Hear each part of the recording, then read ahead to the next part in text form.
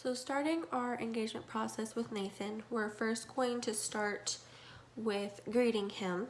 This greeting the client, and this is initially just breaking the ice with Nathan to make sure that he is comfortable talking with us, and this begins the worker-client relationship. So first would be, making your initial greeting like, hello, my name is, how are you, having Nathan begin discussing with you what's going on. So he tells you, his name is Nathan. In the past month, he has lost his job and his apartment, and he's just been living in his car. And he discloses to you that things have just been rough, and he realizes that he needs to get some help in figuring out what to do in his situation. So after your initial greetings with Nathan, you'll begin the second step of the engagement phase, which is demonstrating effective attending skills, making sure that you're allowing Nathan to know that you are listening to him. So you could do this in a couple ways. Obviously verbal, discussing with Nathan about like what's going on. You could also use nonverbal ways of showing that you're listening to Nathan by just giving like head nods, like, so while making direct eye contact, as long as Nathan's comfortable with this, you would begin talking, saying like, he's disclosed to you that he's been, feeling kind of upset, and he disclosed to us that things have been rough with him. And so you say something like, we would say, you sound angry about losing your job and apartment. And Nathan would disclose to us being like, it's just very upsetting that it's happened so sudden. He wasn't given any notice. It's something that just happened.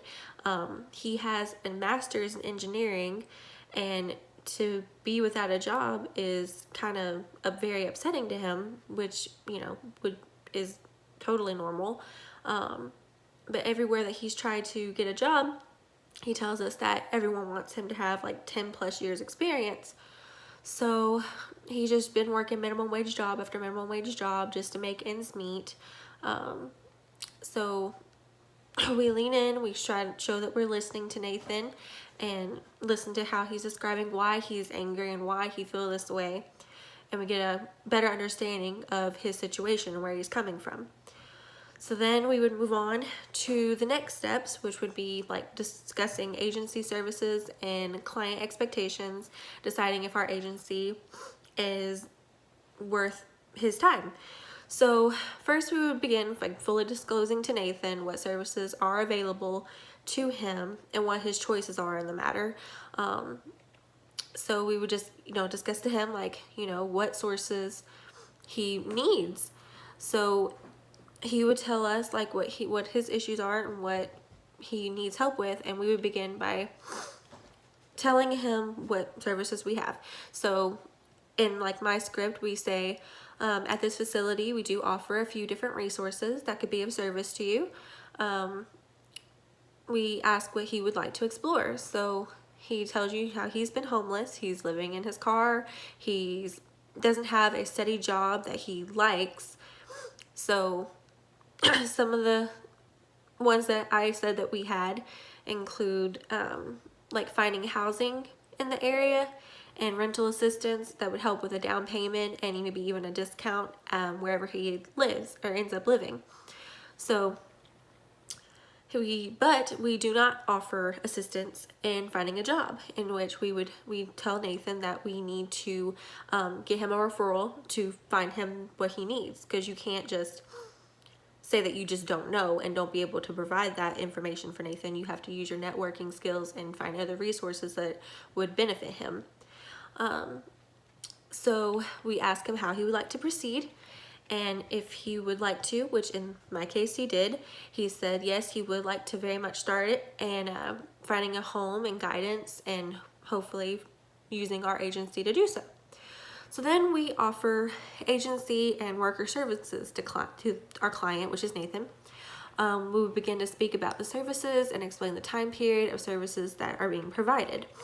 So he claims that he needs assistance and would like to begin. We discussed to him that he'll need to speak with the head manager of the housing assistance agency to make sure we have all the appropriate documents from Nathan. This includes maybe having his social security card, birth certificate, and all that type of background information to get his application process in order.